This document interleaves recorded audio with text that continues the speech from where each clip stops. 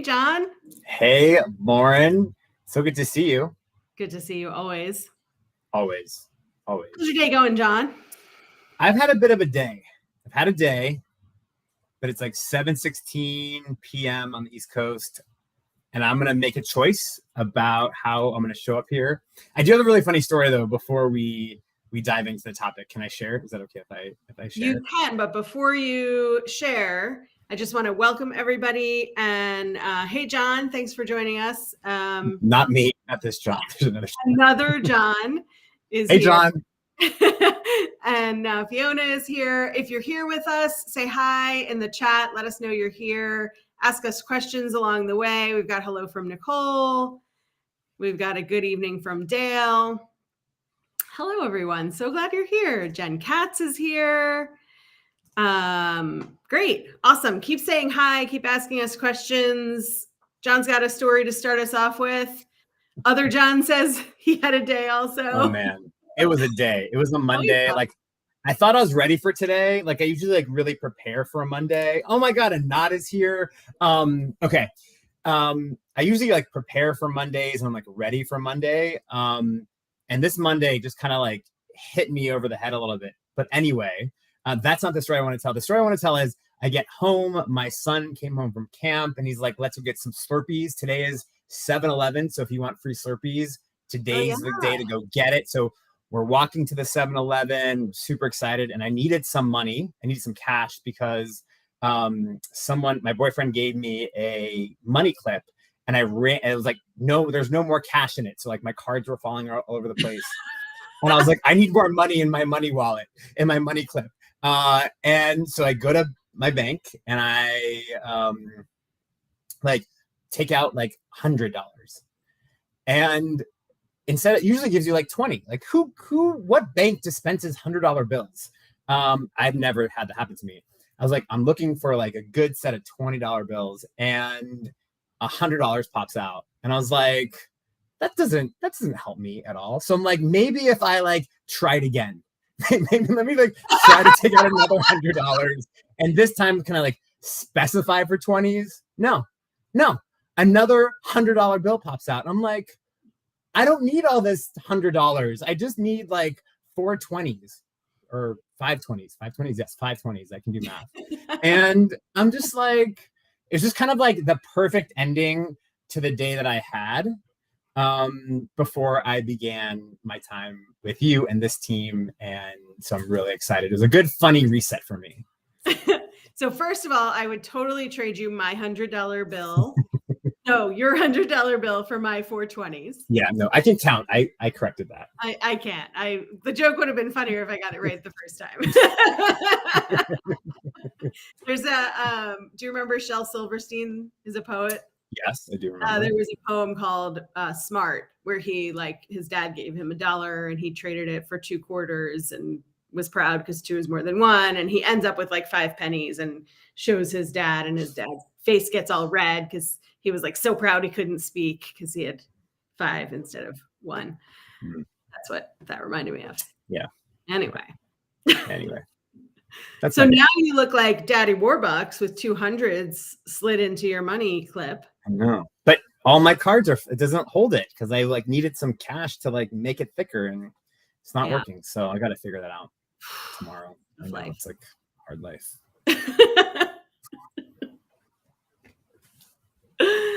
Oh, Monday. Where do you go from there? I don't know.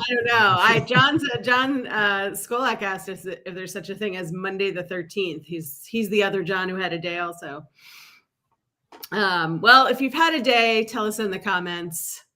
I had a really typical day, which was kind of nice. Nothing was off schedule and everything kind of worked, which is what I hoped for when I became my own boss, but not what I expected to actually happen. So we've got some suggestions for you. Oh, great. You can put Post-it notes. LinkedIn user, sorry, we can't see your name. Lauren Howard is accusing you of having first world problems. I kind of I often struggle. I often like will tell a story and like in the middle, I'm like, nope, just put it all back in your mouth. And hey, I own it. I got it. You're probably right, Lauren. That, like, yeah. We got a suggestion for you to put business cards in there. Got some. I got them. Perfect. Yeah. Super smart. Yeah. If only I was like practical. Like if I was practical like that, I would have thought about that well in advance before. Yeah. And it seems like we're taking Slurpee orders now. Roseanne would like a Slurpee. She's had a day. Lauren would also very much like a Slurpee. So they're on the way. DoorDash is bringing them. It's not true. They're free. So, I don't know. Yeah. Amazing. So I'm so glad we're here today to talk about executive presence. Yes. Clearly I have it. It's like I'm dripping with it. Well, but that's, what a perfect intro into maybe I'm just not executive enough. Yeah. So we came here tonight to talk about our podcast. And we're getting real specific on the orders now. Awesome. Great. Thanks. Keep them coming. So we came to talk about our podcast, and we're at this point in our podcast where we're really starting to talk about like the executive stuff, the like how being an executive is versus how we think it is. And we came live to talk about our podcast right before it launched. And now it's launched. So we're experienced podcasters now. We're four episodes and a special episode deep already. We have a special episode. Episode. I'm impressed that we have a special episode. Yeah. We're almost at the average of 7, which is like what the average podcaster gets to before they quit. We're not quitting. Nope. So that's pretty great. So we just came back to talk about like how it's going, what we're talking about, this feeling of not executive enough, that so many of us have, that John and I certainly have, and have run into several times in our careers. So, maybe let's just start with like, hey, John, how's it going with the podcast? I think it's going really well. It's kind of hard. Sometimes it's hard to say that when you're creating something. You're like, we're offering something that I think has so much value, but I do think this has so much value because when we started this podcast, we wanted something that was authentic, was vulnerable, that wasn't like a Harvard Business Review article about how do you handle the transition back to work, or here are some scientific reasons to do X, Y, and Z, or whatever. We really wanted something that was much more relatable and that was able to normalize the experiences that both Lauren and I had as we were growing in our careers and as we were making our way into the C-suite. And for me, I have always struggled with feeling good enough, or like I belong, or like I have the right experience, or any of those things. And I realized once I became a COO and once I entered into senior leadership in organizations that like everyone feels this way. And I often feel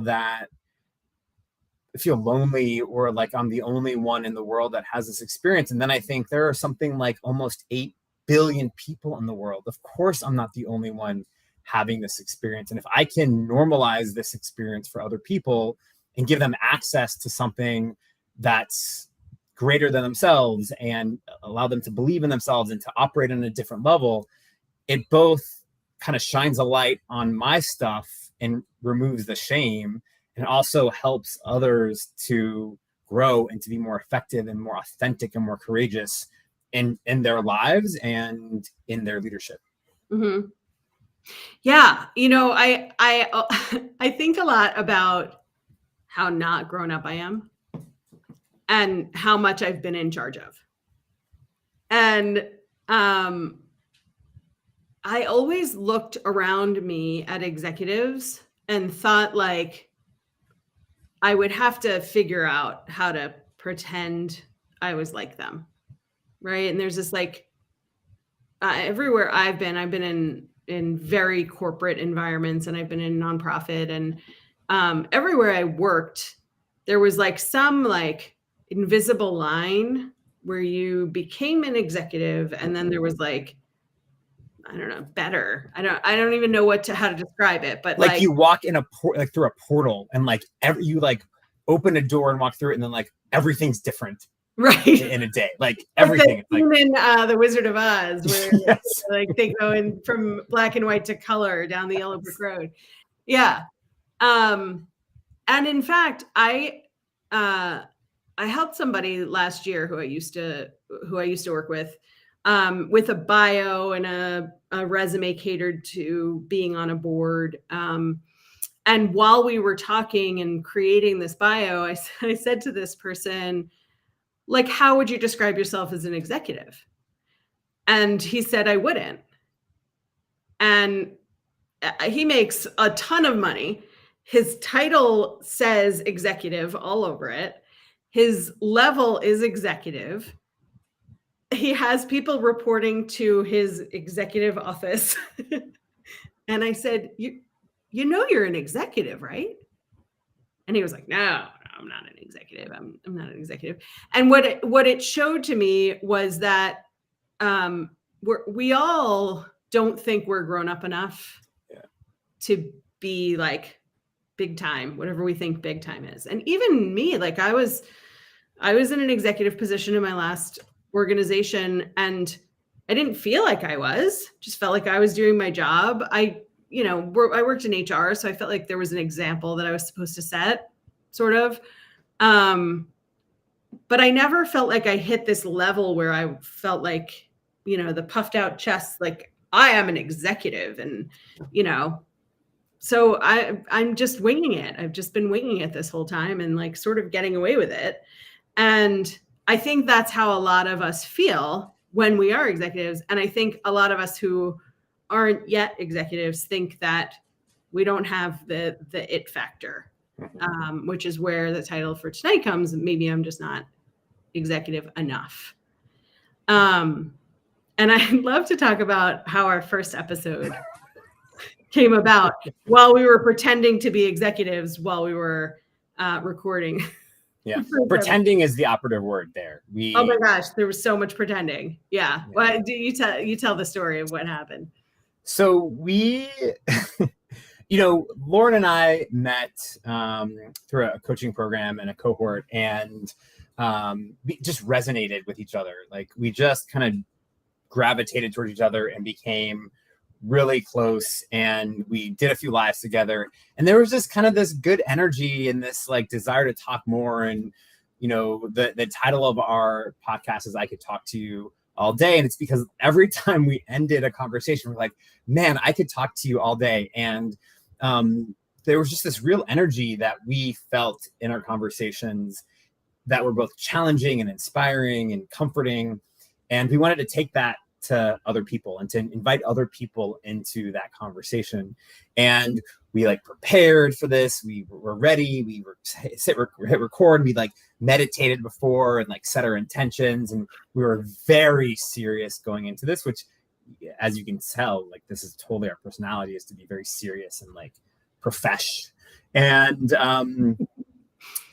something just happened when we hit record where it just, I think for me, it was like big time performance. Like I just was like, I'm here. And, we both had like anchor voices, and it just wasn't working. We were trying too hard. We were performing. We were trying to convince both, I think, ourselves and each other and our audience that we belonged here. And so we both in the middle of this of recording, and I'm distracted because I just saw John's I know message. We could talk all day. I'm glad you can listen all day. And we, in the middle of it, we're like, this doesn't feel right. Both of us just felt icky about it. Yeah. And the thing that I love about the relationship we have, but also the kind of leaders that we are, is that we could do that. We can say to each other without any judgment, without any accusation or blaming, both of us took responsibility for where we were and said, we're just not in the right place. And so we like scrapped it and said, let's come back and do this another day. We like spent like an hour and a half. It was like late at night. I was sweating. I was like, it just was like all gross. It just was like gross, you know, it just wasn't like what we intended. Yeah. And so, so then we made our first topic that I could talk to you all day about performance. And we talked about that. And it ended up being like a really fun and funny and what we've heard relatable episode of like this pressure we put on ourselves to be grownups. Like, I think, you know, you'll hear this in our episode that gets released tomorrow. So we're not going to give too much of it away, but tomorrow's episode is about executive presence and like, what even is that, right? Like, it's so vague. And when you're up and coming and you're getting promoted or trying to get promoted and you hear you've got to have more executive presence, like nobody knows what the ham sandwich that even means. And Chris just said in the comments, informal is more professional than overly formal. And yeah, like totally agree with that. And also when you get this picture in your head of like classic executive, we get it from the movies, we get it from the 1950s. Like, I don't look like that. I was always pushing for more casual and less makeup and just like more relatable. And what I learned is that like when I'm willing to just be more me, the executives around me who've been pretending to be some kind of way often are like, we can just be normal. Yeah. Like just regular people. That's cool. Let's just be regular people. Totally. It's so much easier to be a regular person, isn't it? Like there's so much more flow. There's so much less energy being expended to just being yourself, as opposed to trying to like squish yourself in this model of what someone, I don't even know who, thinks executive presence is. I have very strong opinions and feelings about executive presence, which I share in the podcast. So if you want to hear them, you should listen to it tomorrow when it comes out. I'm not going to go into detail, but I think there's a different way to be in the world. Yeah. And I think we need to be charting our own courses on what this means to be an executive, particularly in this incredibly diverse world that we live in with past experience diversity, neurodivergent experience, gender diversity, sexual preference, cultural diversity. I mean, there's just so many different ways to be in the world. And I think we need to tap into that authenticity and like supercharge that, as opposed to saying, here is how you act, behave, dress, and speak to be an executive. Right. And what I think happens a lot is the executive level people who embrace diversity end up kind of inappropriately speaking for the diverse categories they know something about. Right. I was in something today. I was in a group today and they were asking for feedback. And I mentioned that they had some text coming up on the screen and it was in these giant blocks. And I mentioned, somebody with ADHD or who's had a brain injury or, any kind of reading issue isn't going to be able to really read those big blocks of text in the time that we're moving through stuff. And I don't have any of those particular issues. There wasn't anybody in the room who was neurodiverse. And so I was speaking for a group that I'm not in because there wasn't representation in that moment. And John's frozen, so hopefully he's coming back. I can hear you. I'll handle the conversation. I got this. I'm here. Can you hear me? I can hear you. Yeah. Okay. It looks amazing because it looks like you're a ventriloquist because you have the frozen screen is the bottle on your mouth. So it's like pretty rad that you're nice. Yeah, it's pretty cool. Well, I can see you and I can see me moving. So hopefully everyone else can see that too. Yeah, I think so. I have it pulled up on silent on my phone. So let us know in the comments if you can still hear John, even though we're just seeing an action still of you drinking some water. Amazing. So let's talk a little about the feedback we've been getting on the podcast, because I think that for me has been like super reassuring. And as an executive, I'm not immune to wondering what people think. And I know you aren't either. And so do you want to talk a little bit, John, about some of the feedback we've been getting? Yeah, totally. I think the feedback that we've been getting, I'm frozen apparently to other people. Sorry, but you can hear me. So this will make a good replay video. If you ever want to blackmail me, you can do that. Okay, feedback. The feedback that we've been getting is that it really speaks to people's experiences, and that this idea of us putting out there these really vulnerable experiences and feelings that we've had has really helped other people to normalize that experience for themselves. And I think in leadership, there's so many things that can come against us and can hold us back. And so if we're able to share these experiences and again, normalize and give some tips, tricks, tools of ways that we're overcoming those things. That's what I've heard that people have really enjoyed about the podcast. They say that we're pretty funny sometimes, which I think is true in terms of how we share our feedback and not share our feedback, but share our experiences and the stories that we share, and that it really resonates with people. How about you, Lauren? What have you heard?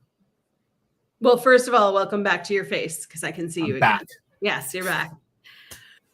Whew. Yeah, I've gotten a lot of feedback, like I feel seen, and that people feel like they're inside the conversation with us. Like we're not talking at them. We're not, Jen says unfrozen. Yes. We're having actual just like conversations about what it's like to be an executive, or to not feel like you're good enough to be an executive. And I've had a couple of people say like they felt like they were actually having the conversation, like the things that were coming out of our mouths were the things that they would have said if they were in the conversation with us. And there's something really refreshing to me about being able to talk like this and just like not feeling like I'm in some sort of box where I have to be a certain way and say certain things and be a certain level of confident. And there's vulnerability is going to be one of our next episodes. I have had 3 conversations this week, just like in the last 3 or 4 days, with people who have said to me, I can't ask those questions because if I act like I don't know, then I'm going to look stupid. Or like, I don't even know what to ask. So I'm avoiding the topic altogether because I don't want to look like I don't know what I'm doing. And there's this like feeling that if you don't act like you know exactly what you're doing all the time, you're not 100% confident in every moment of every day, that then you don't look like an executive. Right. The executives I know who do that, who act like they know everything all the time, they're like jerks. I don't really like them. Totally. Yeah. And we're told executives inspire confidence. People can go to them and they always know what to do. And that's just not true. Mm-hmm. Certainly not true in my experience of me or any other inspiring leader that I know. Yeah. The person who always knows what to do regularly shuts people down in a conversation, doesn't give space for other people to share their opinions, and is usually overconfident. And I just, for so long, we've been told that executives look and act and behave this certain way. And it's just not true. There is a different way to be.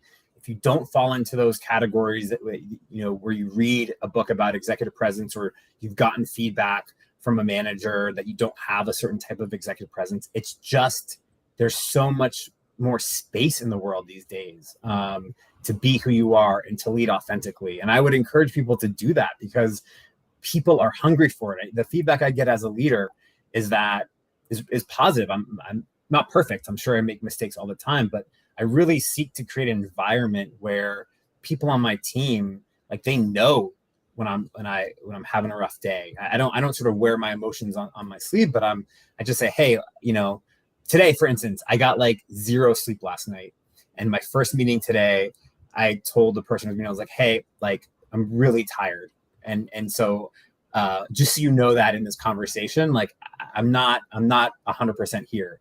And it helped guide the conversation because I didn't have to feel like I had to like force something in there. I didn't feel like I had to like be 100% on. Mm-hmm. And I think that just gives other people access to being vulnerable and authentic and real people who are humans, who are also working and taking care of their kids or their mom or dad, or gotten an argument with their partner right before work. Like, it just gives space for all that stuff. Yeah, for sure. And I learned, I was on the wrong side for a while, where I thought I had to be really formal. I thought like I had to handle my own stuff. I shouldn't count on other people. And I became a lot more relatable when I was like, I have a migraine today. My head's not in the game. And people were like, oh, they were empathetic. They were, kind. And what can I take off your plate? And that surprised me. And I also loved it, realizing that I didn't have to be the only person on all the time. We've got a couple of comments coming in. I ask dumb questions at work all the time now. Yeah, I'd rather look a little dumb at the outset than a lot dumb upon delivery. But here's the thing, LinkedIn user whose name we can't see. Here's the thing. I would rather see all the questions. I'd rather ask all the questions, because the truth is you don't actually look dumb. You think you're going to look dumb. But what you're really doing is, first of all, you're getting all the information. Then you're also telling people whatever they've put out there isn't clear enough, right? Or you need to know more in order to get your job done. And then you deliver well on whatever you're doing. John's got, in my current role, the company has extremely poor communication from the top down, direct line to the director of sales and president of his location. And I've been told I need to work on my patience to take on a larger role. Your patience with extremely poor communication? Great. Let me know if you need help looking for a job.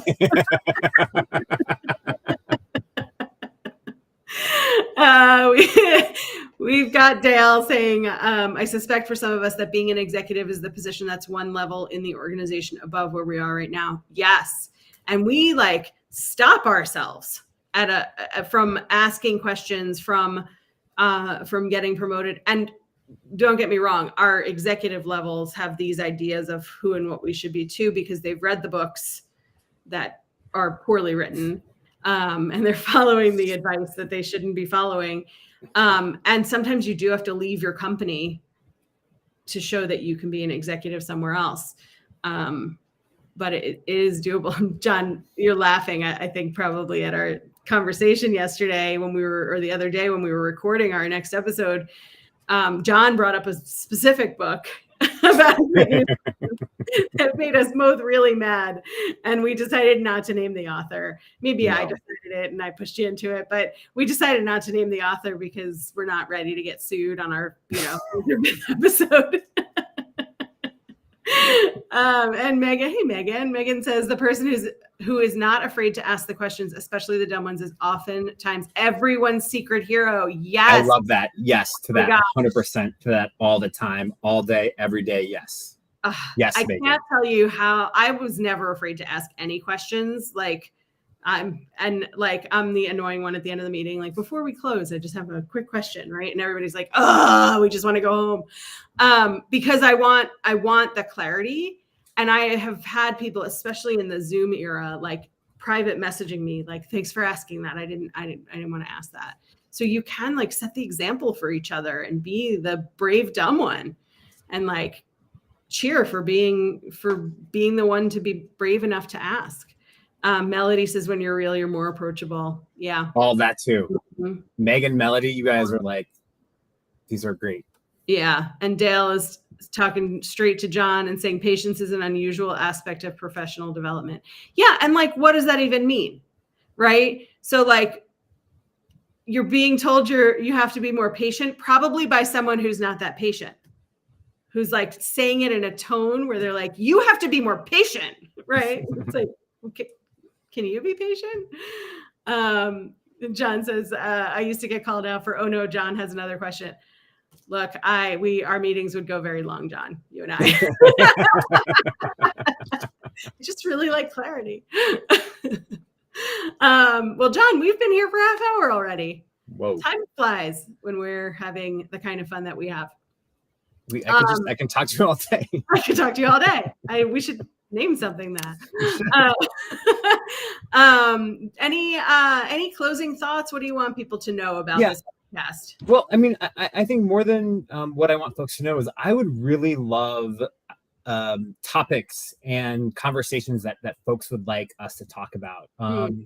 Leadership topics, anything that you think is important to your life or you want to hear our experiences or our take on, I think that'd be really helpful. You can put it in the chat now, or you can DM Lauren or myself on LinkedIn or on other platforms. But again, our reason for creating this podcast was to create something that was real and relatable and that met a need in the podcast marketplace. We didn't hear anyone having these conversations. And so if there are things that you would love us to talk about or would like to hear, please let us know. We would love to put them on our slate of ideas. Our Google Doc is growing by the day of ideas that we have around topics, but we'd really love to hear your feedback and your input. Yeah. Awesome. Yeah. So our newest episode is coming out tomorrow. It talks about executive presence. And we have some rage, we have some laughter. I think you'll really get a kick out of it. And what that led us to while we were recording, we were like, well, let's talk about vulnerability. Well, let's talk about kindness and empathy. Well, let's talk about boundaries. And what we realized is like, we've got a whole series of topics related to executive presence and being a leader, being an executive. You don't have to be an executive to listen to this. It's like any kind of leadership path that you're on, even if you're like, I'm a team leader and that's where I'm stopping, or I'm an individual contributor and that's where I'm stopping. Like, if that's your choice, you still got leadership in your job. Every job has leadership. And so we've got all these awesome episodes coming up. We launch a new episode every 2 weeks, or twice a month, which is not necessarily every 2 weeks if it's like a long month. I don't want to make liars out of us as we're putting this out there. We're having a blast, and we really want this to continue to be like conversations that you feel like you're in, even though our shows aren't live most of the time. And we want you to feel like you have a place to come, to ask the questions and to like get into the hard conversations and to whisper to one of us that this is the thing you're afraid of and have us talk about it out loud. Because I can tell you this, nobody has come to me, clients, friends, colleagues, people I just know in my network on LinkedIn. Nobody has ever said anything to me that I've been like, oh, you're weird. Most of the time it's either me too, or I know people who, because we're all scared of stuff and we're all just like trying to be our best selves and trying to figure out how to make everything work. And that's what we're here to keep talking about. Yeah, definitely. Yeah. Thanks for joining us tonight. John, thanks as always for being here. Here's the website that leads to the 8 platforms that we're on, anchor.fm/I could talk to you all day. And we're on like all the big platforms. So if you get a chance to listen, subscribe, like, rate, review, forward, share, comment, email, send smoke signals, bring us a hot air balloon, whatever you want to do. Whatever you want to do. So let us know you're listening. Thanks so much for being here, John. You're the best. I could talk to you all day. I can talk. Thank you. And thanks to everyone who joined for this conversation. It was really great to be able to see folks and engage with everybody. Have a great night, everyone.